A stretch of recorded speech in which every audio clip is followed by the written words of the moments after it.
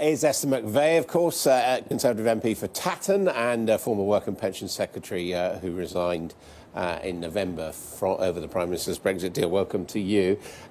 Looks like there's going to be an awful lot to tiptoe through for a Conservative and indeed all MPs this week. Where are you heading? What do you want to happen at the end of this? Well, I will still be with the people who voted for Brexit. Only a couple of weeks ago, both sides of the argument, Remain and Leave, were saying this is the worst deal ever. None of them were voting for it, and it's a couple of weeks later, and the deal has not changed. So I'll be voting against, as I said, representing the British public.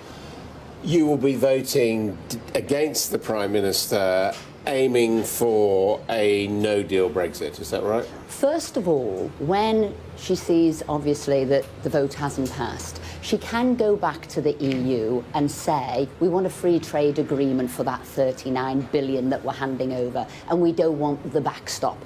I mean, that's key. But that is as a well. no-deal Brexit, effectively. No, first of all, she can negotiate a better deal with the EU. We all know it's going to go to the wire. She knows that, so that would be her first point. Secondly, I think we all need to recognise is that we voted to come out on the 29th of March. So the default position is no deal, which means a deal on WTO terms with, as we've seen, and we're putting in place now, all these side agreements, these micro agreements that go with a WTO deal.